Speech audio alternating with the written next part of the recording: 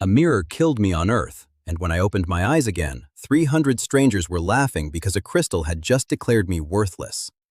The second strange thing was that I remembered exactly how the mirror had fallen, but I had no idea why the boy in front of me was asking whether an F rank could even spell the word magic.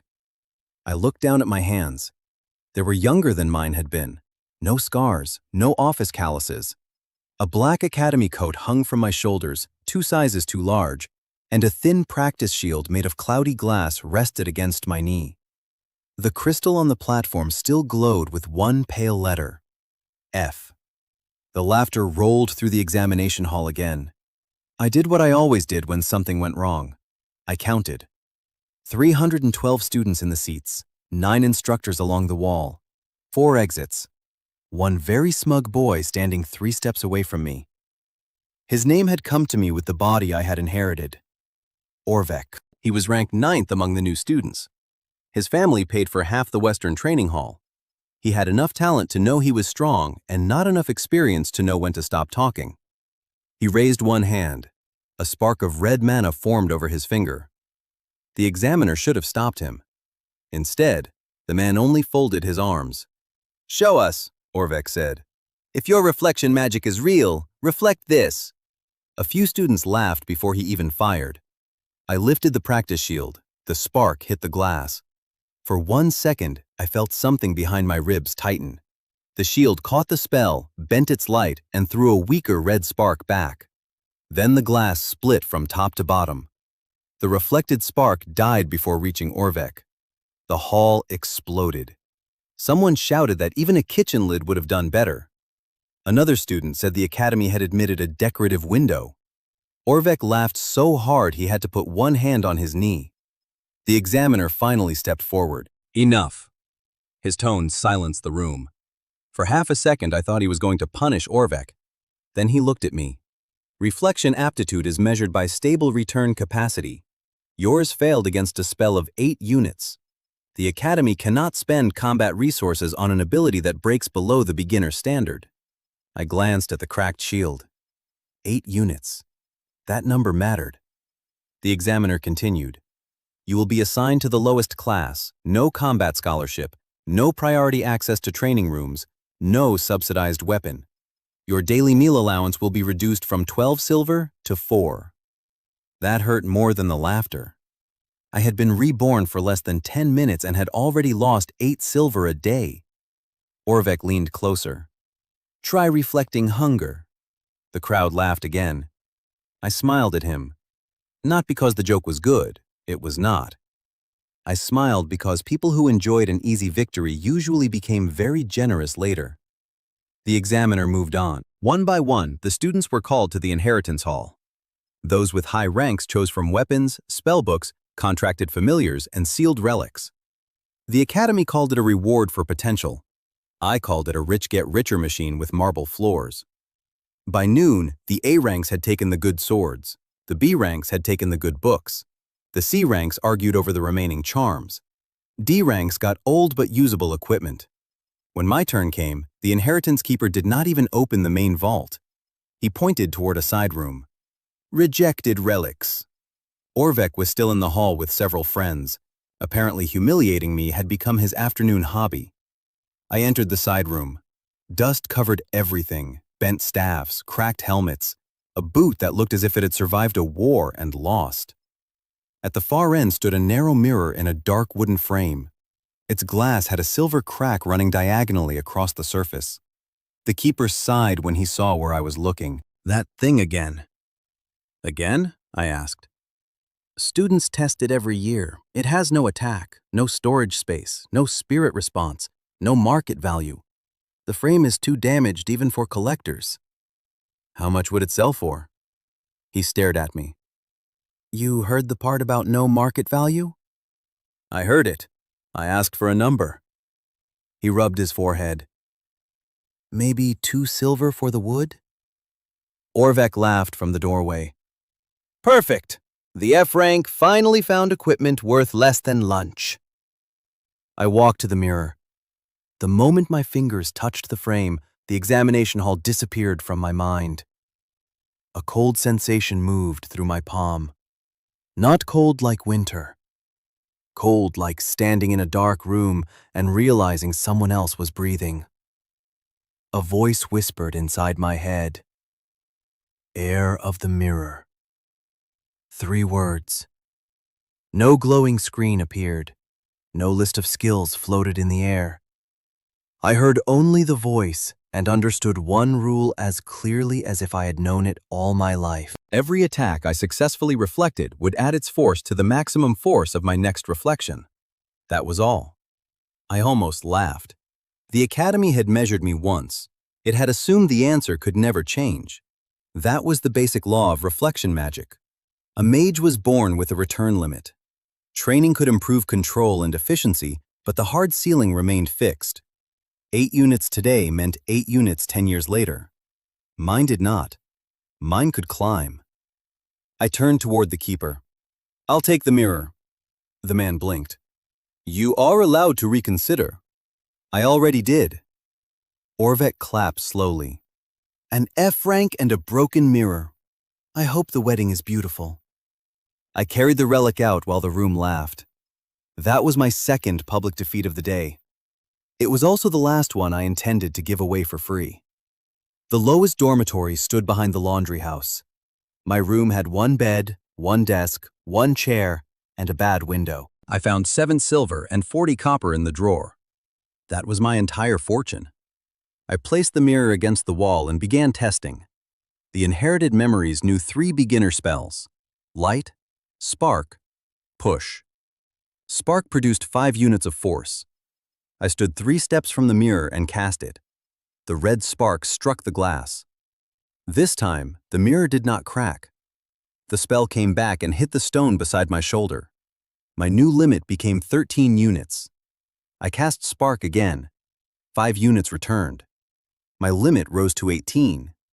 Again, 23. Again, 28. I stopped. My breathing had changed. Reflection itself did not consume much mana, but casting the attacks did. More importantly, I needed to know whether the growth lasted. I waited 10 minutes, then 20.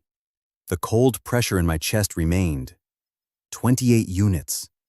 I stared at the mirror. A fixed ceiling had just become a staircase. That was the first moment I understood how dangerous my so-called useless class really was.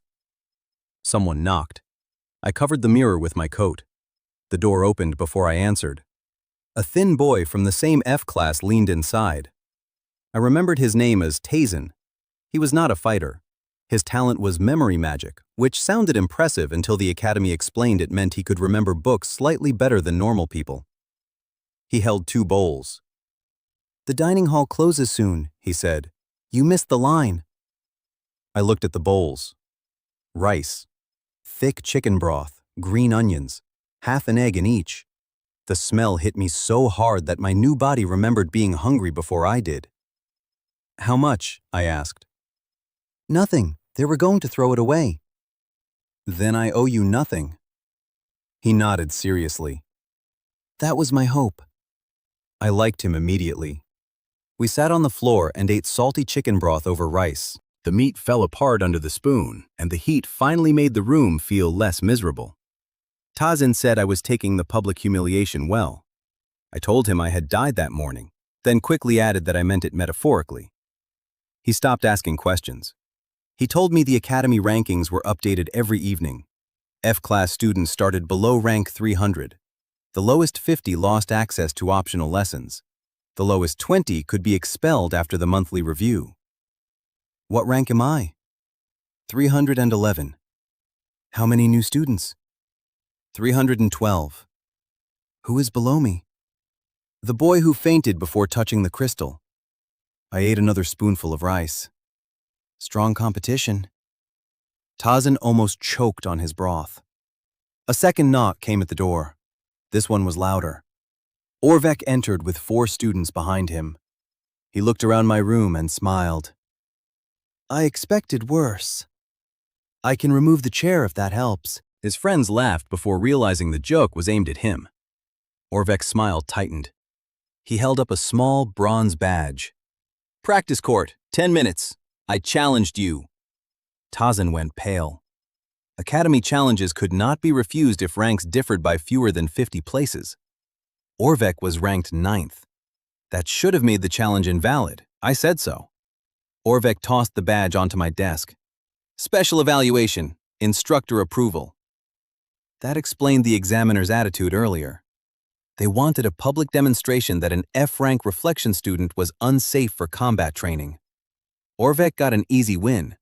The academy got evidence. Everyone was happy except me. I picked up the badge. What happens if I win? Orvek laughed. You won't. That was not my question. Tazan answered quietly. Special evaluations pay the winner 5 silver from the Academy Test Fund. I stood. 5 silver was more than my daily meal allowance. Lead the way. The practice court had 20 spectators when we arrived. It had 70 by the time the instructor signed the evaluation sheet. News moved fast when people expected to see someone embarrassed twice in one day. Orvek stood on the opposite side of the stone ring. He carried no weapon. He did not need one. Fire magic ran in his family, and he had scored 140 units during the entrance test. The supervising instructor raised his hand. This is a controlled evaluation. Orvek will use only beginner attacks. The purpose is to measure defensive stability. I looked at him. What force limit? 20 units. Perfect. My current reflection limit was 28. Orvek smiled. I'll be gentle. The instructor dropped his hand. Orvek fired a spark. It was larger than mine, 12 units according to the measuring crystal beside the ring. I raised the mirror. The spell struck. Red light spread across the cracked surface. Then the spark reversed. It hit Orvek in the shoulder. He staggered back. The spectators went silent.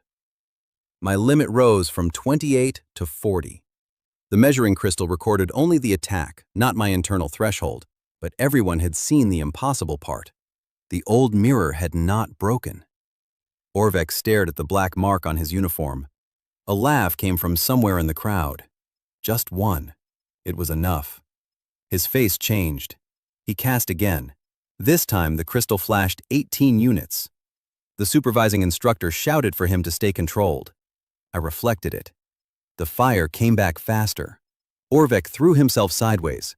The spell struck the ground behind him and burst into sparks. My limit became 58. Now the crowd made a different sound. Not laughter, calculation. Students were looking at the cracked mirror, then at the earlier practice reports pinned beside the court. 8 units in the morning, 18 units now. Someone shouted, "The test was wrong!" Another voice answered, "No, the shield broke. We all saw it." Orvek heard them too. He stopped looking amused. He looked afraid of becoming the punchline. That made him dangerous. He formed a firebolt. The instructor stepped forward. "Cancel that spell." Orvek did not. The measuring crystal jumped. 34 units. Gasps ran around the court. The official limit had been 20. I could have dodged. If I did, Orvek would be punished and I would still look weak. So I stayed still. 34 was below 58. The bolt hit the mirror. Heat rolled over my hands. The silver crack glowed white. For half a heartbeat, I wondered whether I had misunderstood the rule. Then the firebolt turned around. Orvek's eyes became very large.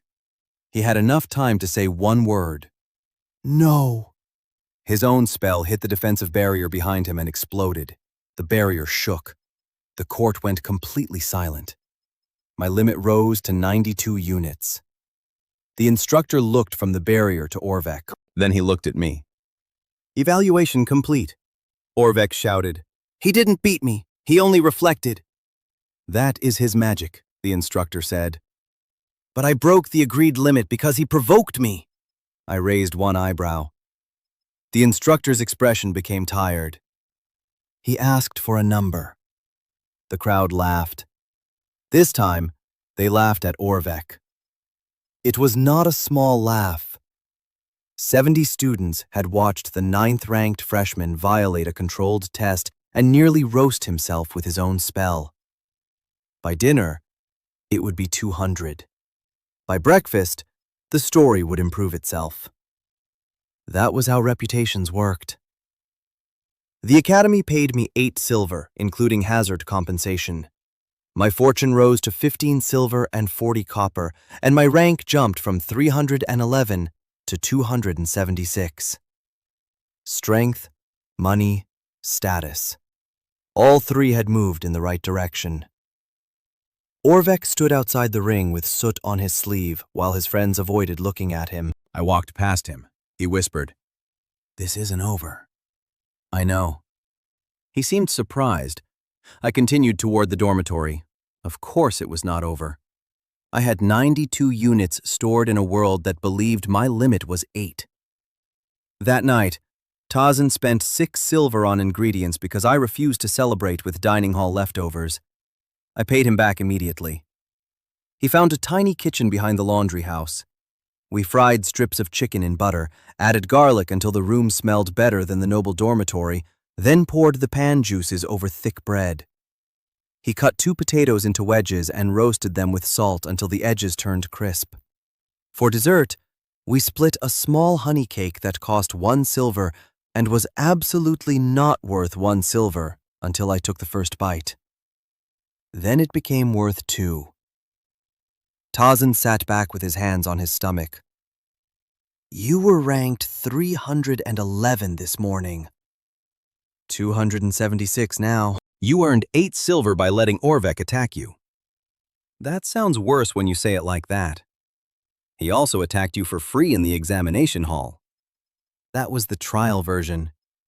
Tazen laughed into his cup. For the first time since waking in this world, the day felt almost normal. A warm room, food, someone who did not want something from me. Rain tapping the bad window. Then the mirror moved. Not physically, my reflection moved. I was sitting at the table. The reflection was standing. I stopped breathing. Tazen followed my gaze. "What?" I looked at him. In the mirror, his reflection still sat normally. Only mine was wrong. The standing version of me raised one hand and touched the inside of the glass. A woman's voice whispered from somewhere far behind it. "Too slow."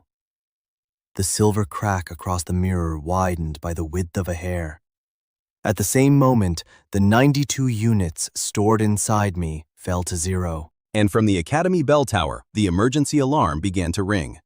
The emergency alarm did not stop for 7 minutes.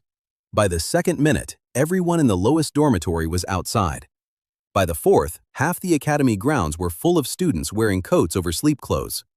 By the 7th, 3 instructors were shouting contradictory orders while smoke rose from the Western practice hall.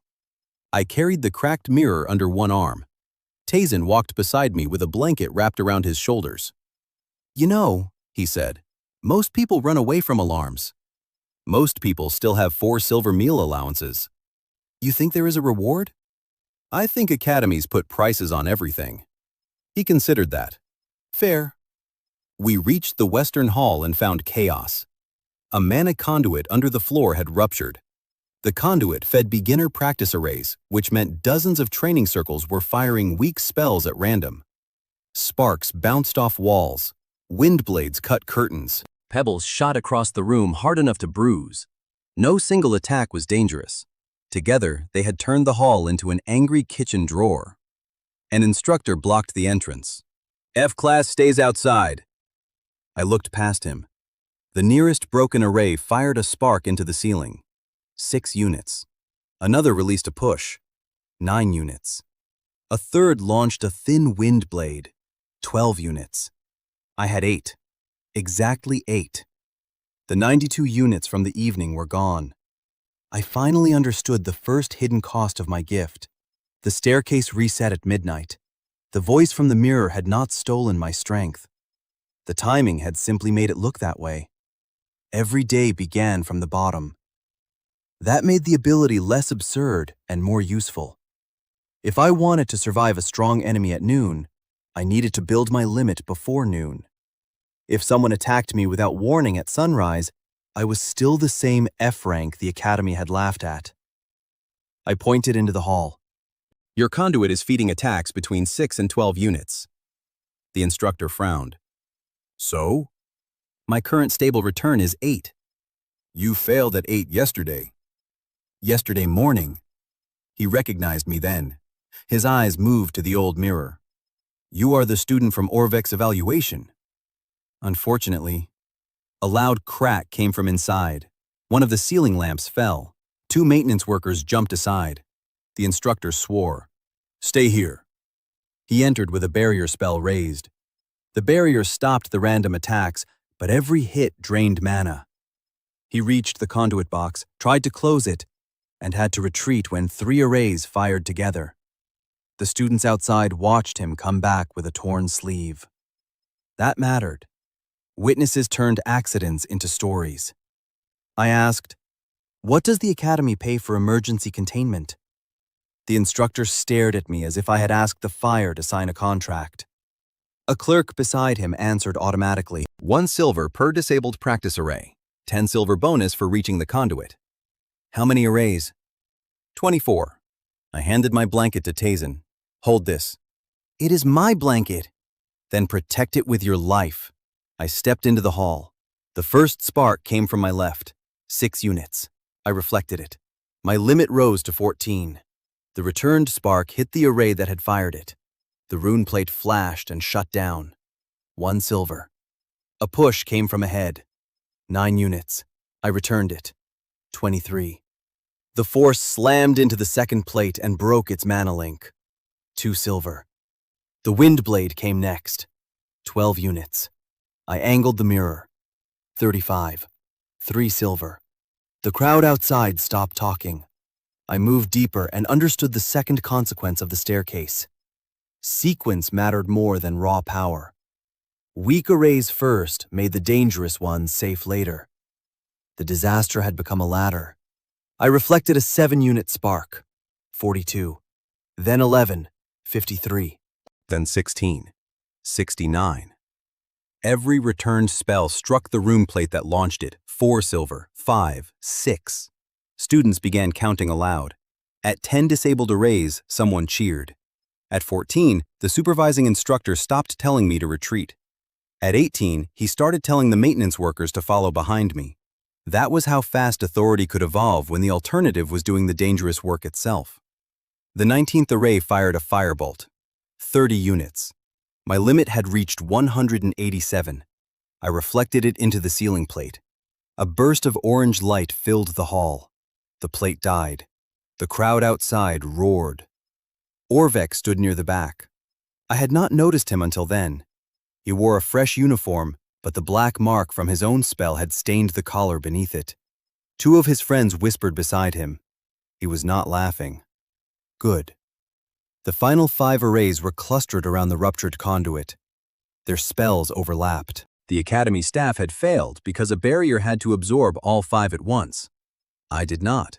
I only needed them 1 at a time. I waited. Spark, reflect. Windblade, reflect. Push, reflect. Firebolt, reflect. Then the largest training array charged. The measuring rune over it flashed a warning. 120 units. A murmur ran through the doorway. My current limit was 306. I lifted the mirror. The blast came like a red hammer. The glass screamed. That was the only word for the sound. The old crack shone from edge to edge. Then the attack reversed and struck the conduit housing. The emergency seal slammed shut. Every remaining rune in the hall went dark. Silence followed. Then the students outside erupted. I lowered the mirror. My hands were shaking. Not from fear, from heat. Reflection did not erase the physical stress on the relic. The attack had been below my magical limit, but the frame was still old wood and cracked silver. Another hidden cost. My power could grow faster than my equipment could survive. The clerk entered with the payment sheet. 24 arrays, she said. 24 silver. 10 silver conduit bonus. 6 silver hazard bonus. 40 silver. Yes. I looked at Tazen. He looked back. Yesterday, 4 silver had been my entire daily food allowance. This morning, before breakfast, I had earned 40. Orvek pushed through the students. That was not combat. Nobody answered him. He tried again. He knew the arrays were weak. Anyone with the right defense could do it. The supervising instructor looked at him. You are welcome to enter while we restart them. The crowd laughed. Orvek's mouth closed.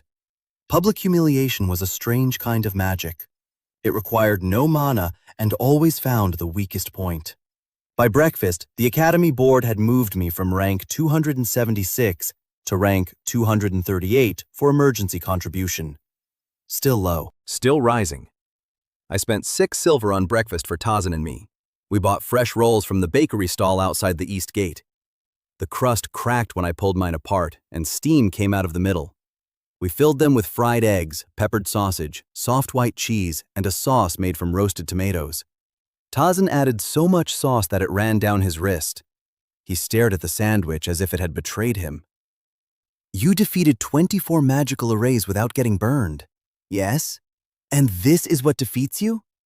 He held up his dripping hand. I never claimed to be your shield. We sat on the academy wall and watched students walk past. Something had changed overnight. Yesterday, people had laughed openly. Now they pointed and whispered. By class, a note on the ranking board called me the F-rank window that defeated the Western Hall. Orvek tore it down, which only made the story spread faster. The morning lesson was taught by Kervin. He was the instructor who had approved Orvek's special evaluation. Unlike Orvek, he did not look angry when I entered. He looked concerned. That was worse. Kervin was in his 40s, broad across the shoulders, with the calm voice of a man used to being obeyed. He taught defensive combat and supervised rank advancement trials. He placed a measuring crystal on the desk. Today we are discussing fixed magical limits. Half the class looked at me. Kervin noticed. Good. Then we can address the obvious question. He pointed toward my mirror. Reflection capacity does not increase in one day. It does not increase in 1 year. If yesterday's reports are accurate, then either the relic is storing outside energy or the measurement method is being manipulated. That was a reasonable conclusion. I respected it. I did not like what came next. Until we know which, Valor is prohibited from unsupervised combat practice. The room went quiet. There it was. My name. Valor. I had heard it in the inherited memories, but Kervin saying it in front of the class made it feel real for the first time. I raised my hand. What rule did I violate? None. Then why am I restricted? Because a defense that changes unpredictably can kill the attacker. An attack can also kill the defender. That is why attacks are regulated. Orvek exceeded the regulated limit yesterday. Several students turned toward Orvek. His jaw tightened. Kervin did not look away from me. And he received a disciplinary mark. 1 mark. I had lost access to training. Orvek had nearly hit me with 34 units in a 20-unit evaluation and lost 1 mark. The unfairness was cleaner than the first day. No laughter, no insults. Just a rule applied to the person with less status. That made it harder to fight. So I did not fight it emotionally. I asked for numbers. How do I remove the restriction? Kervin paused. Pass a controlled capacity trial. What strength? 100 units. When? After 3 weeks of observation. The class murmured. 3 weeks without practice would destroy my ranking. I said, the advancement court runs open trials every afternoon. For unrestricted students. The student charter says any ranked student may request 1 public capacity review per week. Tazan had shown me the charter during breakfast. Memory magic was beginning to look less useless. Kervin narrowed his eyes. You read the charter. Tazan did. I ate sausage. A few students laughed. Kervin respected preparation even when he disliked the result. He approved a public review at sunset and chose the sequence himself. By sunset, more than 200 students had gathered around the advancement court. The handwritten note from the ranking board had done more advertising than I could have paid for. Kervin stood beside 5 attack crystals. Each crystal could release a calibrated spell. He addressed the crowd. "This is not a duel. It is a safety test. The student must reflect all 5 attacks without equipment failure." He looked at me. "The sequence will not be announced." Smart. He suspected I depended on preparation. He was right. He just did not know what kind. My limit at sunset was 306 from the Western Hall. Then midnight was still hours away. Kervin activated the first crystal. 20 units. I reflected it. 326. The second fired immediately. 80 units. I returned it. 406. The crowd clapped. Kervin did not react. Third crystal. 30 units. 436. Fourth. 100 units. 536. The spell came back and hit the reinforced capture wall. A visible crack appeared in the outer coating. The crowd stopped clapping. They stared. The fifth crystal remained dark. Kervin walked to it himself. This unit was prepared as a control. He adjusted the dial. The clerk beside him frowned. "Kervin, the filed maximum is 100. I know." The dial stopped at 160. The crowd erupted in protest. Orvek suddenly looked interested again. Kervin raised his voice. His equipment returned 120 units during the conduit incident. If the relic is storing external mana, we need to know whether it fails above that point. His motive was real. So was the risk he was placing on me. I could have objected. Instead, I checked my number. 536. I lifted the mirror. Fire. Kervin watched my face for hesitation. Then he activated the crystal. The attack struck like a furnace door kicked open. The wooden frame burned my palms. The crack flashed. And 160 units went back into the capture wall. The outer coating exploded into white dust. 200 students shouted at once. My limit rose to 696. The clerk looked at the broken coating, then at the paperwork, then at Kervin. "You exceeded your filed maximum." Kervin's expression did not change. "I did. The review is automatically passed." "I know." She turned to me. "Restriction removed. Advancement credit awarded. Your rank will move to 189. The crowd roared again. I had climbed 49 places in one test. The Academy also paid 1 gold for passing a public capacity review above 100 units. 1 gold. 100 silver. Yesterday I had started with 7 silver and 40 copper. Now I had more than 140 silver after expenses. Kervin approached while students crowded around the board clerk. "You planned this." "I planned to pass." "You knew you could reflect 160. "Yes." "How?" I looked at the 5 crystals. "Because you gave me 4 attacks first." He went still. That was the first person in the Academy who came close to understanding. Not the whole truth. Enough of it. His gaze shifted to the cracked mirror. "You are not increasing your fixed limit." I said nothing. "You are carrying something forward from each reflection." Still nothing. Kervin exhaled slowly. Then, to my surprise, he smiled. It was not friendly. It was the smile of a teacher who had just discovered a problem difficult enough to be interesting. "You will report to my advanced court tomorrow." That sounds like another restriction. It is an invitation. "Does it pay?" The corner of his mouth moved. "Now I understand why you and Tazen get along." The ranking board updated to 189. Orvek had fallen from 9th to 12th. Then I understood his real problem. The top 10 received 5 gold a month, while the next group received 2. His disciplinary mark had cost him 3 gold monthly. I had not only touched his pride, I had touched his wallet.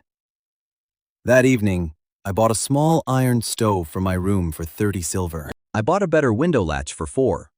Tazen found a butcher selling beef ends cheaply, and we cooked them slowly with onions, carrots, dark broth, and a spoon of sweet red paste until the meat became soft enough to cut with a wooden spoon. We poured it over mashed potatoes with butter. The room smelled rich and warm. Outside, rain hit the repaired window and stayed outside where it belonged. Tazan lifted his bowl. To rank 189. To functioning windows. We drank apple tea. For an hour, I forgot about Kervin, Orvek, and the impossible reflection in the mirror. Then midnight came. I felt the accumulated 696 units disappear. My limit returned to 8. The mirror surface darkened. This time, I was ready. I stood in front of it. My reflection stayed seated behind me. A figure appeared deeper in the glass. Not clearly, only a pale hand pressed against the other side. A woman's voice said one sentence: "Do not reach 1,000 in front of the bell tower." Then every academy bell rang once. Not the alarm, not the hour.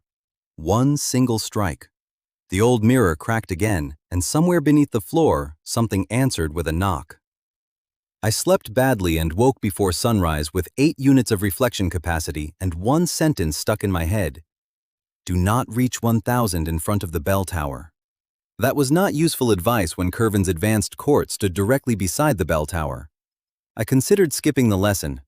Then I remembered that entry into the academy tournament required a rank inside the top 100. I was at 189. The registration desk closed at sunset. I got dressed.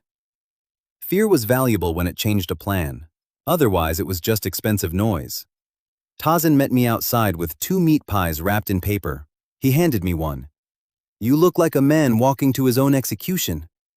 "I am walking to a ranked lesson." That is what I said. The pie was still hot. The crust was crisp and greasy. Inside was minced beef, onion, pepper, and enough melted cheese to make the first bite dangerous. I burned my tongue and decided the day had officially begun. The advanced court was already full. Kervin had invited 30 combat students. Nearly 200 spectators had invited themselves. My name on the ranking board had become entertainment. The court contained 12 calibrated crystals arranged in a circle.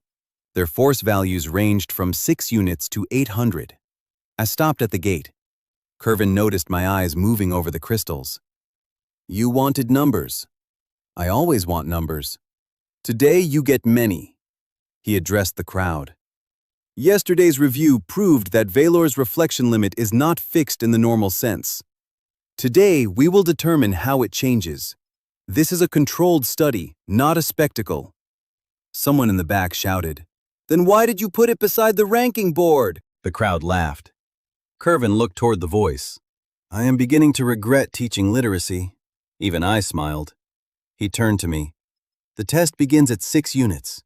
Each successful reflection increases the next attack. You may stop at any time." That was almost perfect. Almost. "What happens to my rank?" I asked. Kervin sighed. "For every full 100 units you demonstrate above your previous public record, you receive advancement credit. Maximum award is 100 ranks." "How much money?" Another sigh. 3 gold if you reach the final crystal." The spectators laughed again. Tazan shouted from the rail, "Ask about lunch, too." "I already ate." That got a louder laugh. Kervin pinched the bridge of his nose. "Begin." The first crystal fired. 6 units. I reflected it. 8 became 14. Second crystal. 10. 14 became 24. Third. 18. 42. Fourth. 30. 72. The pattern was obvious now. Kervin had chosen each attack below the capacity I would have after the previous one. He had solved the first half of my secret overnight. The spectators had not. At the 5th crystal, 50 units hit my mirror and came back hard enough to make the capture wall flash. My limit became 122. The crowd cheered.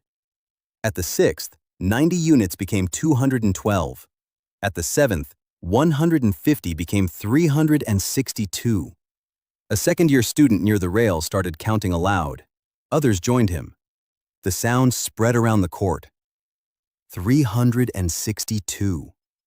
The 8th crystal fired 250. The mirror returned it. 612. The crowd shouted the number. Kervin's face had become very serious. He had understood the rule. Everyone else was catching up. The ninth crystal was marked 400. I looked at the bell tower. Its bronze face reflected morning light. The warning from the mirror came back to me. Do not reach 1,000 in front of the bell tower. If I reflected 400, my limit would become 1,012. Exactly the line I had been told not to cross. Kervin noticed my hesitation. You can stop. I looked at the ranking board. 189. Then at the registration desk beyond it. Top 100 required. I asked, how many ranks for 612? The clerk checked her slate. 47? That would put me at 142. Not enough. How many if I pass 400? 78? Rank 111. Still not enough. And the next crystal? 600? Kervin cut in. You do not need to decide now. Yes, I do. Registration closes today. The crowd quieted. He knew what I was calculating. You want the tournament? I want the prize. The Academy tournament pays 20 gold to the winner. I know. Tazen called from the rail. He read that part himself. I corrected him. You read it. I remembered the number. The crowd laughed. Kervin did not. He walked closer. Your relic is physically damaged. Yesterday you nearly overheated the frame at 160. 400 may be safe magically and still destroy the mirror. That was also true. I looked at my palms. The burns from the Western Hall had faded to red lines. No instant invulnerability, no free protection. The mirror had limits even when my magic did not. I stepped away from the ninth crystal. A disappointed groan came from the crowd. Orvek laughed from the back. There it is! The window finally found a stone. Heads turned toward him. He looked pleased with himself for about 2 seconds. Then I walked to the rack of beginner crystals instead. Kervin frowned. What are you doing? Solving the equipment problem. I pointed at the 6-unit crystal. Can I repeat earlier attacks? The study rules allow it. Good. I fired the 6-unit crystal into my mirror. 618. Then 10. 628. Then 18. 646. I kept going through the small values. 30. 50. 90. Each reflection increased the limit without putting extreme stress on the frame. The crowd slowly understood. I did not need to climb by jumping. I could climb by stairs. That was the third consequence of the ability. Weak attacks never became useless. In this world, powerful mages ignored beginner spells once they outgrew them. For me, a 6-unit spark could still become the difference between survival and death. By the time I returned to the 9th crystal, my limit was 972. Kervin looked at the bell tower. So did I. I needed 28 more to cross 1,000. The warning had been specific. Do not reach 1,000 in front of the bell tower. I could turn my back to it. Technically, I would not be in front of it. I decided not to test ancient supernatural grammar. Instead, I asked the clerk how many more ranks I needed. 14. What score gives 14? She calculated. Another 150 units demonstrated would be enough. Kervin understood before I spoke. You want to move the test? Yes. To where? I pointed toward the northern dueling court. It stood behind the library, out of sight of the bell tower. The crowd began moving before Kervin answered. 200 students migrated across the academy like a flock of very nosy birds. Kervin watched them go. This stopped being a controlled study 20 minutes ago. It stopped when you offered money. He gave me a long look. Then he picked up the 400-unit crystal and carried it north. At the northern court, the audience doubled. Classes had ended for lunch. Rumors had spread. Even several instructors stood along the wall. Morel, the academy ranking officer, arrived with the official ledger. She was not impressed by crowds. She inspected the crystal, the court barrier, and my mirror. Then she said, "Continue." I faced the capture wall. The bell tower was hidden behind 3 buildings. My limit remained 972. Kervin activated the 400-unit crystal. The attack hit. The wooden frame groaned. Heat bit into my fingers. I angled the reflection downward into the reinforced wall. 400 units returned. The wall shook. My limit became 1,372. The moment I crossed 1,000, the cold voice inside my head spoke again. Lord of Reflections. Nothing else changed. No new skill appeared. No hidden weapon entered my hand. The same rule remained. I had simply climbed high enough for the class to call me something new. The crowd did not hear the voice. They only saw the measuring crystal record 400. Morel checked the ledger. Rank 111 to rank 93. For 1 second, nobody reacted. Then Tazen screamed louder than everyone. "Registration!" The court exploded with cheers. Top 100. 3 days after being ranked 311. I had moved 218 places. Orvek was no longer laughing. His rank had fallen to 15. Mine was still far below his, but the distance no longer looked impossible. Kervin held up one hand. "The test is complete." I looked at the remaining crystals. 3 gold requires the final one. A laugh rolled through the stands. Kervin stared at me. "You just qualified for the tournament." "Yes." "You have more than 1,000 units stored." "Yes." "And you are thinking about 3 gold." "Yes." Morel closed the ledger. "The rules say he may continue." Kervin turned to her. "You are enjoying this." "I enjoy complete paperwork." The 10th crystal released 600 units. I reflected it. 1,972. The capture wall cracked through its first layer. The spectators shouted. The 11th fired 700. 2,672. A chunk of protective stone fell from the wall. Kervin stepped between me and the final crystal. "That is enough. The final is 800. I can read. You chose the sequence." "I chose it before I knew your capacity could grow this quickly." That was fair. Then Orvek shouted from the stands. "He is afraid the F rank will break his court." Kervin turned slowly. Orvek realized too late that he had insulted the man responsible for his combat grade.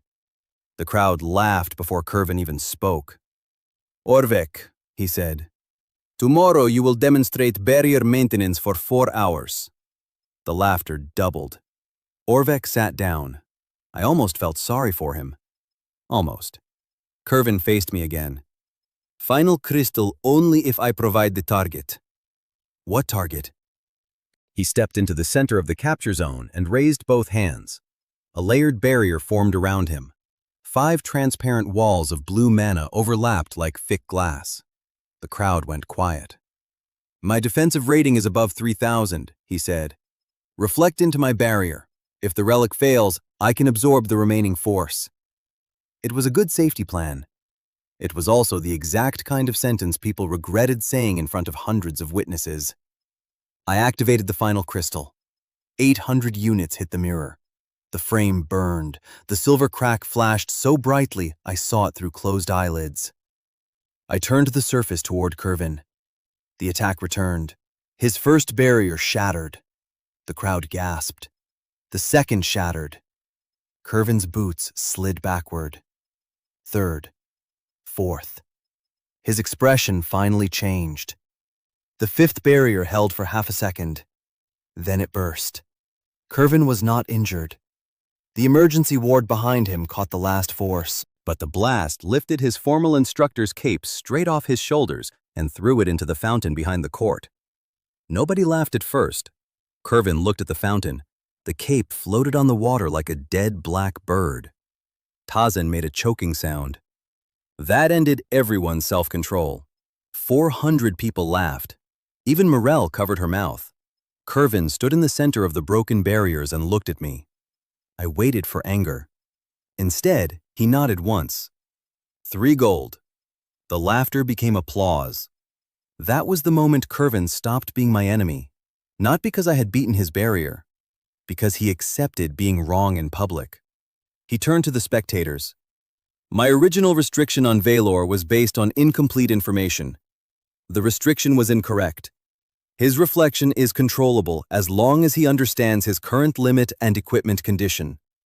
He looked at Orvek. Anyone who attacks him outside a regulated match should remember that before making a poor life decision. The crowd cheered again. Orvek looked as if he had swallowed a nail. Mirel handed me the tournament registration seal and 3 gold coins. My cash had passed 4 gold after expenses. My rank was 93. My current limit was 3,472. Strength, money, status. 3 days. 3 numbers climbing. Then Mirel gave me one more document. The Academy tournament bracket was changed this morning. Why? A capital sponsor added an exhibition slot. The national champion is attending. The crowd nearby heard her. The name spread before she said it to me. Siran. Even I knew him from the inherited memories. Siran was 22, undefeated in 40 official matches, holder of the National Academy title, and famous for one attack called Solar Lance. Its recorded force was above 12,000 units. My limit was 3,472. At midnight, it would be 8 again. I asked, prize?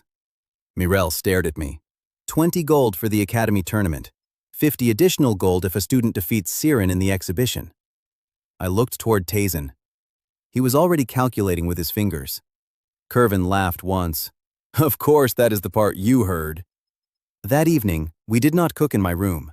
I paid 1 gold for a table at a small restaurant outside the academy because Tazen insisted that reaching the top 100 deserved food that had not been prepared beside laundry. We ordered roasted duck with crisp skin, soft steamed buns, mushrooms cooked in garlic butter, and noodles in a dark sauce with strips of beef and green onion. The duck skin cracked under my teeth. Sweet glaze mixed with salt and smoke. The buns were hot enough to burn my fingers and soft enough to disappear in 3 bites. For dessert, we shared a bowl of cold cream with honey and crushed nuts. Tazen leaned back. You spent 1 gold on dinner. I earned 3. You are becoming irresponsible. I still have more money than yesterday. That is not how responsibility works. It is how profit works. He could not argue with that, so he ate more dessert. When I returned to my room, a white envelope had been pushed under the door. There was no academy seal. Inside was 1 sentence. Withdraw from the tournament and surrender the mirror for 10 gold. Below it was a symbol I had never seen before. A circle split by a vertical line. The mirror behind me turned black. For the first time, the pale hand did not appear. Instead, a line of silver letters formed across the glass. They were old, but the meaning entered my mind anyway. The clear order found you. Then someone knocked on my door 3 times, slowly, deliberately. And a man outside said, My name is Zale. We need to discuss property that does not belong to you. I opened the door and found Zale wearing a white coat with silver trim. He looked too clean for the lowest dormitory. That was my first thought. My second was that he had brought 2 academy guards, which meant the conversation was not really a conversation. Tazen stood in the corridor behind them holding a bag of late-night pastries. He looked at the guards, then at me. I leave for 10 minutes. Zale ignored him. The mirror is registered in the old inventories as property associated with the clear order. You were issued it through an administrative error. I leaned against the doorframe. The inheritance keeper said it had no market value. That keeper lacked the relevant records. You offered 10 gold. A courtesy payment. What is the insured value? Zale paused. Very small pause. Still a pause. Tazen smiled behind him. I said, You know the number. That is not relevant. It became relevant when you offered to buy it. One of the guards looked away to hide a grin. Zale's expression hardened. The current replacement valuation is 300 gold. Tazen made a noise like someone had stepped on him. I looked at the cracked mirror inside my room. 2 silver for the wood yesterday. 300 gold today. That was impressive inflation. Then 10 gold is not a courtesy payment, I said.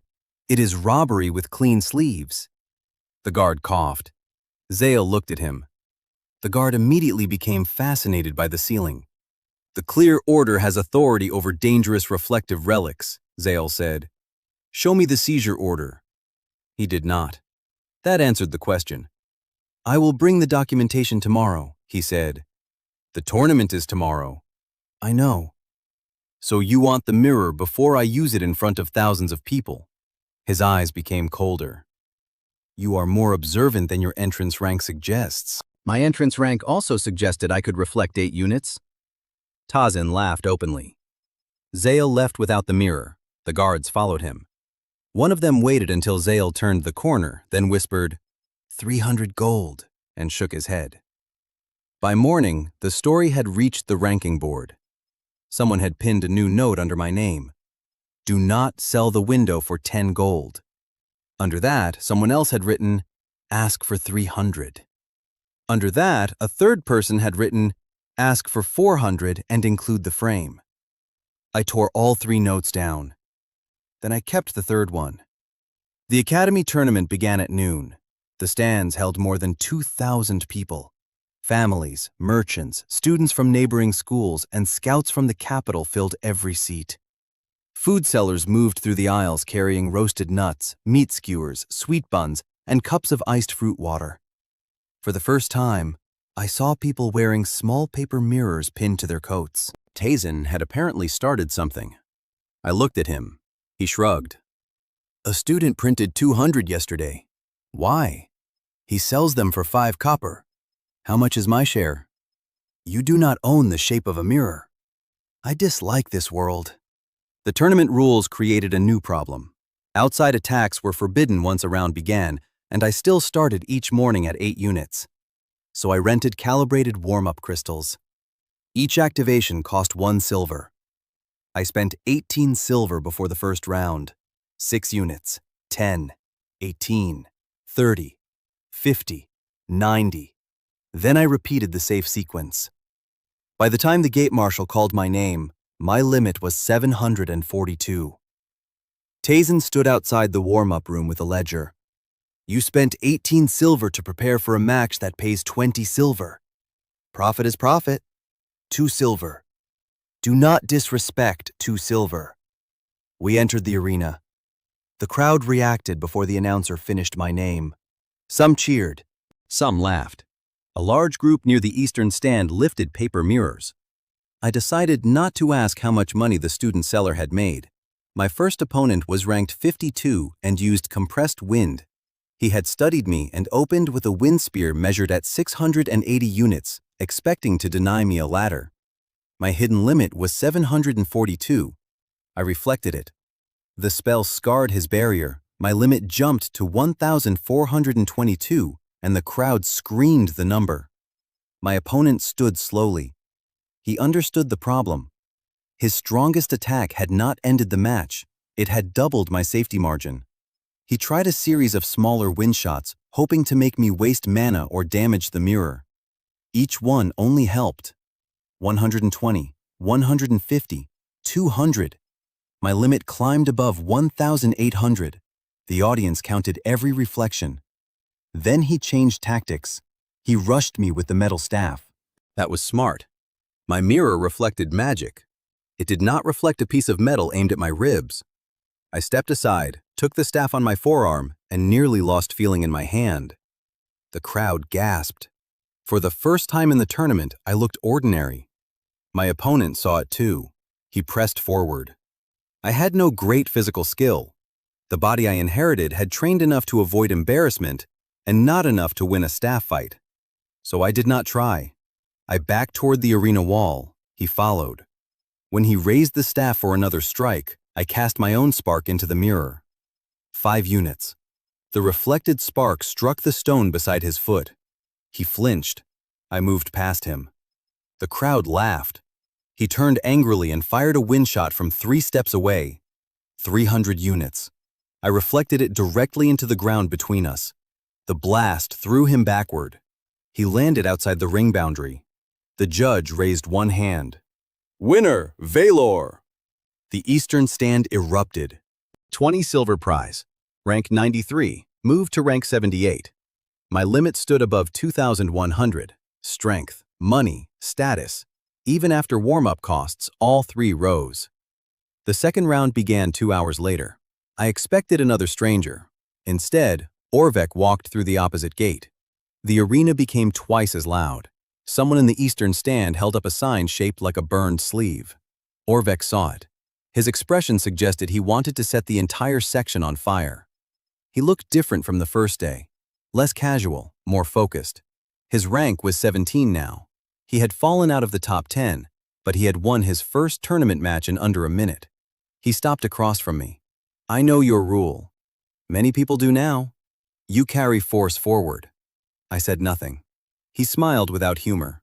"You cannot reflect 2 attacks at the same instant." That was not part of the gift. It was part of having 1 mirror and 2 hands. The judge started the match.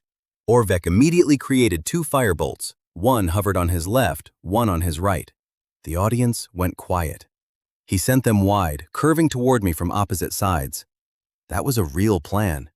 Each bolt measured 400 units. My current limit was still above 2,100 from the previous round. Tournament rounds did not cross midnight, so the staircase remained. Magically, both were safe. Physically, I could not face the mirror in 2 directions at once. I turned toward the first bolt. Reflection. It returned toward Orvek. The second struck my shoulder. Pain exploded down my arm. I hit the ground. The crowd shouted. Orvek did not celebrate. He fired another pair. I rolled aside from one and reflected the other. The missed bolt hit the arena wall. He had found the weakness and controlled the next minute with 2 directions and 2 timings. My shoulder burned, the mirror frame heated, and the audience fell silent. Then Orvek trusted his pattern too much. Every pair curved from opposite sides. I watched the travel time. Left bolt took slightly longer because his left side control was weaker. The difference was less than a heartbeat. It was enough. On the next pair, I ran toward the right bolt. The audience screamed. Orvek's eyes widened. I reflected the right attack earlier than usual. Then I turned. The left bolt arrived a fraction later. I reflected that one too. Not at the same instant, one after the other. 400 became more capacity. Then another 400. Both bolts flew back. Orvek raised a fire barrier. The first reflection broke it. The second struck the ground at his feet and blasted him backward. He crossed the ring boundary on his back. For 1 second, the arena was silent. Then 2,000 people stood up. The sound hit harder than any spell. The judge raised his hand. "Winner, Valor!" The eastern stand shook paper mirrors in the air. The burned sleeve sign appeared again. Orvek sat outside the boundaries staring at the sky. I expected him to shout. He did not. He stood and walked toward me while the judges reset the barrier. The crowd quieted, waiting for another argument. Orvek stopped 1 step away. "My family scholarship contract requires top 10, he said quietly. I finally understood why every lost rank had made him worse. "How much?" "5 gold a month. My father's business failed last winter. If I lose the scholarship, my younger brothers leave school." That did not excuse what he had done to me. It explained it. People were often most cruel when they believed someone weaker stood between them and the thing they needed. I said, "Then stop wasting disciplinary marks." He stared at me. I continued, "You lost 3 ranks because you broke a 20-unit limit. You lost more because you argued with Kervin in public. Your fire is not the problem." A few people close to the ring heard me. Orvek looked toward Kervin in the official section. Kervin raised one eyebrow. Orvek bowed his head once. Not to me, to the judge. Then he left without another word. The crowd did not laugh this time. That was better than laughter. The victory paid 1 gold because it was a top 20 elimination match. My rank rose from 78 to 54. I now had more than 5 gold after tournament fees and food. My reflection limit had crossed 3,000. The quarterfinal took place before sunset. My opponent was a barrier specialist who refused to attack me at all. That was the obvious counter. He stood behind 3 defensive walls and waited for me to run out the clock. The crowd began murmuring. I had almost no offensive magic of my own. Spark was 5 units, Push was 7. Against his barriers, I might as well throw warm bread.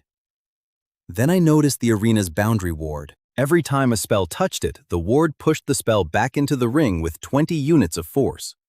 The boundary was not an opponent. It was still an attack. I cast Spark at the ward. The ward returned it. 20 units. I reflected it back. The ward returned it again. 20 units. The audience slowly realized what I was doing. The barrier specialist did too. His face changed. I repeated the exchange. 20, 20, 20. The amount was small compared with my current capacity, but the important part was not the total. The boundary ward could keep feeding me as long as I had mana to start the loop. The battlefield itself could become part of my staircase. The crowd began counting again. The barrier specialist finally attacked to stop me. That was exactly what I needed. His defensive lance carried 900 units. I reflected it.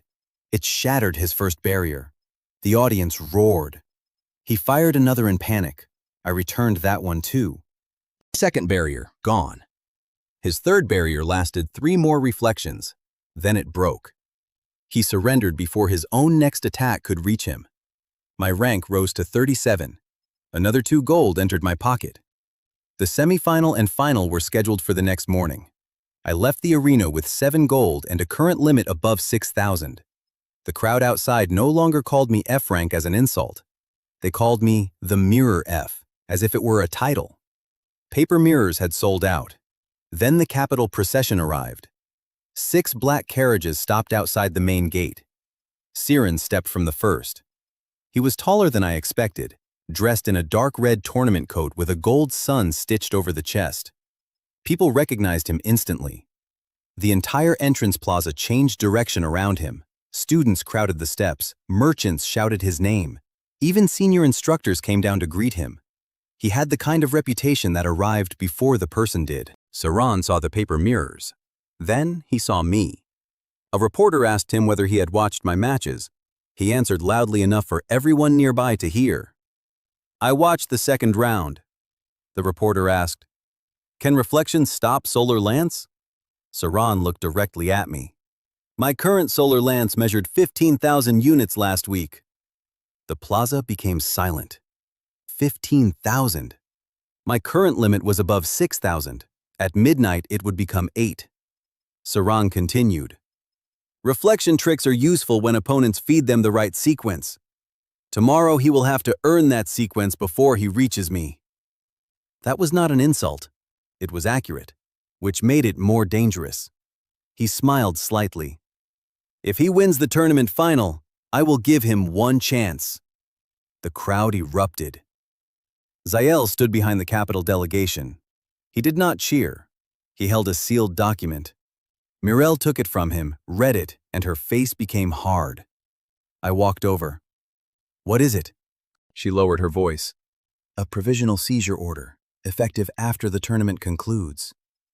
Zael smiled. You may use the relic tomorrow. After your final match, it returns to the clear order. I looked at the seal, then at Siren, then at the old mirror in my hand. Tomorrow I needed to begin at 8, win a semifinal, win a final, somehow climb past 15,000, survive Solar Lance, and then stop an institution from taking the one object that made any of it possible. Tazan came to stand beside me. He looked at the order, then at the food stalls. We should eat. I nodded. Definitely. We bought grilled pork skewers brushed with sweet sauce, bowls of rice with roasted vegetables, and hot dumplings filled with chicken and ginger. We ate on the dormitory steps while the sunset turned the academy windows orange. The pork was smoky and sticky. The dumplings released hot broth when bitten, so Tazin burned his mouth and spent a full minute blaming the concept of soup. I laughed harder than I had since arriving in this world. For half an hour, 15,000 units and 300 gold did not matter. Then midnight arrived. 6,000 units vanished. 8 remained. The mirror darkened. A shape stood behind the glass, closer than before. I could see the outline of long hair and an old academy uniform, but not the face. The woman lifted one hand. Behind her, hundreds of reflected lights appeared like stars in a black room. She whispered, "Tomorrow, when the sun comes back at you, do not look at the sun." Then her head turned sharply, as if someone behind her had entered the room. For the first time, fear entered her voice. "They are opening the old gate." The mirror went blank. Outside, under the academy, something struck stone hard enough to shake dust from my ceiling. The stone under my bed moved once before sunrise. Not enough to break the floor, enough to make the cup on my desk jump. I was already awake. Tazin had slept in the chair because he refused to return to his room after the second underground impact. He opened one eye. "Was that the old gate?" "Probably." "Are we going to investigate?" "No." He closed his eye again. "Excellent leadership." I had a tournament to win before I explored ancient doors under buildings that had already tried to warn me about them. At breakfast, the dining hall was packed. Nobody laughed when I entered. Students moved aside, wished me luck, and raised paper mirrors over their plates. I ate eggs, fried potatoes, hot bread, and beef broth while Tazin stole my toast and called it tournament tax. Before the semifinal, I rented the warm-up room again. This time, I spent 30 silver. I did not repeat the same ladder blindly. I used the cheapest safe sequence, then moved to larger crystals only when the gain justified the cost. By the time the marshal called me, my limit had reached 1,180 units. The public did not know that number. That mattered. People could see what I reflected in official matches. They could not see how much I had prepared behind a closed door. Siren's greatest advantage was information. I intended to make some of it wrong. The semifinal opponent was the Academy's second-ranked combat student. He had studied Orvek's strategy and rushed me with a reinforced staff instead of magic. One strike shook the relic and another hit my ribs. I used a 7-unit push to throw dust into his path and gain distance. He finally answered with a 900-unit lightning burst, expecting it to exceed my morning limit. My hidden limit was 1,180. I reflected the burst, tore the staff from his hands, climbed above 2,000, and turned the entire crowd around in one flash. He understood immediately. "You prepared outside the ring." "Yes." "How much did that cost?" 30 silver. 3,000 people laughed. He stared at me as if losing to accounting was personally offensive. Then he fired everything he had. Lightning spear, 1,400 units. I returned it. He raised a barrier. The spear shattered the barrier and drove him to one knee. The judge called the match. My prize was 3 gold. 30 silver had become 3 gold. My rank moved from 37 to 18. My current limit rose above 3,400. Saran watched from the capital box without expression. Zael watched the mirror. The final began 1 hour later against the academy captain, ranked first for 2 years. He carried an ice-coated sword and had no intention of feeding my mirror. His first strike cut my sleeve. His second cut my forearm. He used tiny spells only to force me into the blade's path, and for several minutes my rank, money, and class title meant nothing. A sharp sword remained a sharp sword. Then he made his own calculation. He believed my hidden capacity could not be far above the 3,400 he had seen in the semifinal. He stepped back and formed his finishing spell around the sword. Ice covered the blade from hilt to tip. The measuring crystal jumped to 3,000 units. The audience stood. He thrust. A white spear of ice crossed the ring. My limit was 3,480 after the few small reflections I had taken. Close. Too close. I raised the mirror. The ice spear hit. Cold ran through the wooden frame. The old silver crack widened. For one horrible second, I heard glass breaking. Then the spell reversed. The captain threw up his sword. His own ice spear struck it. The blade snapped in half. The remaining force carried him backward across the boundary. The judge raised both hands. "Tournament champion, Valor!" The arena disappeared under noise. Paper mirrors filled the air, and people who had watched me receive F rank 4 days earlier climbed onto benches to see the winner's seal. Morel walked into the ring with the ranking ledger. "Tournament victory awards first position for the current academy cycle." I looked at her. "First? Do not make me repeat paperwork in front of this many people." My rank moved from 18 to 1. 4 days earlier, I had been 311. The tournament prize was 20 gold. My cash passed 29 gold after expenses. My reflection limit had risen above 6,400. Strength, money, status. All three had reached numbers nobody in the examination hall would have believed. Then the arena announcer lifted one hand. The noise dropped. "Siren has confirmed the champion exhibition." It came back twice as loud. I had less than 20 minutes. Siren entered in light armor traced with gold mana and looked at my damaged mirror.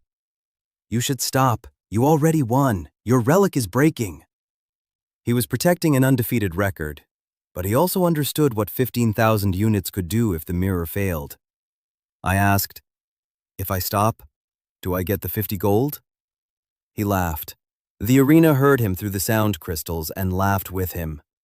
"No." "Then I am not stopping." His smile vanished. "Fine." The exhibition began. Siren refused to feed me. He crossed the ring physically, drove me backward with a punch, and splintered the mirror frame with the next strike. My cheat broke one rule of the world. Not all of them. So I gave him a reason to use magic. I cast Spark at his face. 5 units. He did not even block it. The spell died against his armor. The crowd laughed. I cast another. Then push. Then another spark. He stared at me. "Are you serious?" "No, I am annoying you." That got another laugh. Saran rushed me. I ran toward the boundary instead of away. At the last moment, I turned and reflected the boundary ward's 20-unit push into the ground. Dust exploded between us. Saran stepped through it and nearly caught me. I repeated the trick. 20 units, then 20 again. The crowd began counting. Saran realized I was using the arena itself to climb. He stopped. "Enough." Golden mana gathered around his hand. The measuring crystal rose. 1,000, 3,000, 6,000. He stopped there. The audience became silent. Publicly, the largest reflection I had shown that day was 3,000. Saran believed 6,000 would end the trick without using Solar Lance. My true limit was above 6,400. That was why I had spent 30 silver before the semifinal. Money had bought information advantage. Saran fired. A golden beam crossed the ring. I raised the mirror. 6,000 units struck the glass. The frame cracked in my hands. The beam reversed. Saran's eyes widened. His armor barrier caught the reflection and slid him backward 3 full steps. The arena exploded. My limit jumped above 12,400. Saran stared at the measuring crystal. Then he laughed once. "You hid the starting number." "Yes." 30 silver?" 30 silver. He shook his head. "You are insane." Profitable. The crowd loved that answer. Saran raised both hands. The gold lines on his armor lit at once. This time, nobody laughed. Solar Lance formed above him. It was not shaped like normal fire. It was a narrow column of white gold light so bright that the air around it seemed dark. The measuring crystal climbed past 10,000, 12,000, 14, 15,000. My limit was still only a little above 12,400. Not enough. I had planned for this. Before Siren released the spell, I cast Spark into my own mirror. 5 units. Then push. 7. Again. Again. The crowd did not understand at first. Kervin did. He stood in the official section and started laughing. I was using every second of Siren's charge time. Weak spells never became useless. 5 units. 7. 5. 7. The gains were tiny. I needed thousands. It was not enough. Siren saw that too. "Good plan," he said. "Wrong scale." Solar lands finished forming. Then the arena boundary reacted to its heat. Emergency wards activated around me. Each ward pushed inward to keep competitors away from the edge. 20 units from one side, 20 from another, then 40, then 80 as the defensive system strengthened. I turned the mirror from ward to ward. Reflect, reflect, reflect. My limit climbed. 12,700, 13,000, 13,500. The audience began shouting every increase they could see from the ward crystals. Siren's expression changed. The stronger his solar lance became, the harder the arena tried to contain it. The harder the arena tried to contain it, the more attacks it gave me. His greatest spell was building my staircase before it even fired. 14,000, 14,600, 15,012. I stopped. The warning from the mirror returned. Tomorrow, when the sun comes back at you, do not look at the sun. I closed my eyes. Siren released Solar Lance. The world became white through my eyelids. Heat struck my face. The mirror screamed in my hands. For 1 second, every instinct told me to drop it. I did not. 15,000 units hit a limit of 15,012. 12 units. That was the margin between victory and being burned through. The Solar Lance stopped. Then it went backward. I heard the crowd scream before I opened my eyes. The white gold attack crossed the arena toward Siren. He raised both arms. 3 capital barriers appeared. The first shattered. The second shattered. The third held long enough to save him from the full force, but the remaining blast lifted him off his feet and threw him beyond the boundary line. His red coat, still hanging over the attendant's arm, caught the wind and flew into the same fountain that had eaten Kervin's cape the day before. For 1 heartbeat, nobody moved. Then Kervin laughed so loudly the sound crystal caught it. The entire arena broke.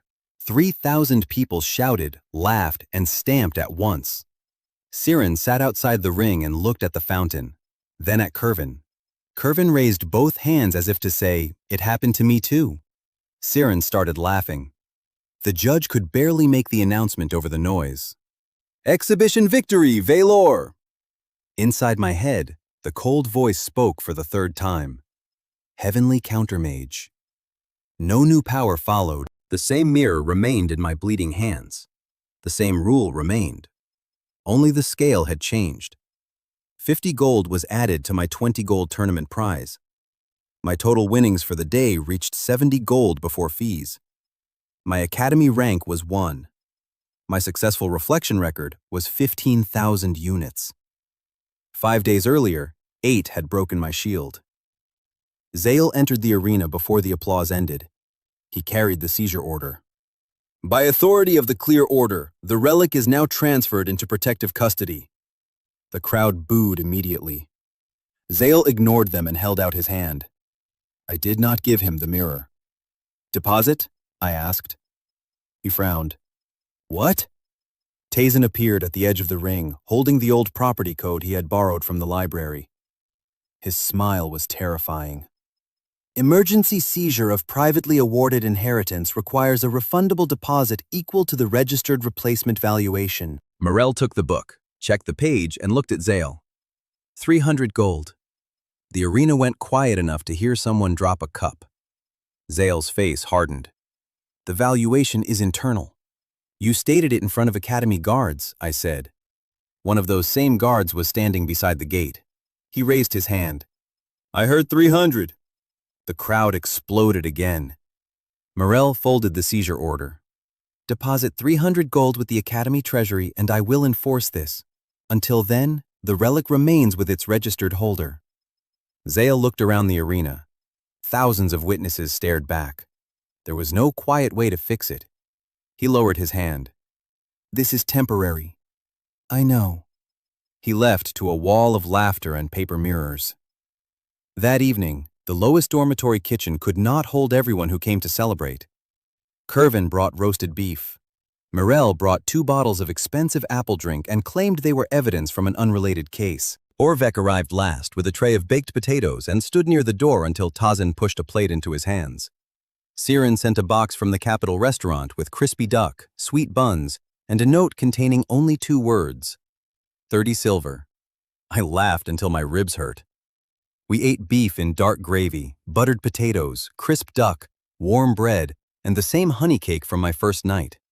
Outside, students still chanted near the ranking board. Inside, the room stayed warm, and for a few hours I was not an F rank, a champion, or a target. I was just full. Near midnight, everyone left. Tazin took the plates downstairs. I stood alone before the mirror. The frame was split in 3 places. The silver crack crossed almost the entire glass. My reflection looked exhausted. Then it stepped aside. A girl stood behind it. Not a hand, not a shadow. A real face. She looked about my age. Long, dark hair fell over an academy uniform I had never seen outside old paintings. A silver mirror emblem was sewn over her heart. She stared at me with the same shock I felt looking at her. "You can see me," she whispered. "Yes." Her eyes moved to the burns on my hands, the broken frame, and the tournament medal on the desk. Then she smiled for the first time. "You really reflected the sun. What is your name?" "Elira." The name meant nothing to me. The next sentence did. "I studied at this academy 1,000 years ago." The floor shook. Elira turned towards something behind her in the mirror. I asked, "What is under the academy?" Her smile vanished. "The reason my academy no longer exists." I looked around my room. "This academy exists?" "No," she said. Her voice became very quiet. "This one was rebuilt over the grave." A deep impact came from below. Stone cracked somewhere under the dormitory. Elira pressed both hands against the inside of the glass. "The clear order did not erase the goddess of mirrors because she was weak. They erased her because reflection can return more than spells." I felt cold despite the warm stove. "What else can it return?" Elira looked directly at me. "Doors." The academy alarm began to ring. Not one bell, all of them. Outside, students started shouting. A column of silver light rose beyond my window from the direction of the old bell tower. Elira's face went pale. "They opened it." The mirror surface rippled like water. For 1 second, I saw through it. Not my room, not Elira. An academy courtyard under a black sky. Thousands of broken mirrors covered the ground. At the center stood the same bell tower, split in half, and behind it, something enormous was pushing a hand through a door made of reflected moonlight. My reflection limit had reset to 8. I looked at the hand, then at the cracked mirror, then at the 8-unit spark forming above my finger. 5 days ago, everyone had laughed because 8 units had been too much for me. Now I understood the real problem. 8 was not my limit. 8 was where I started climbing.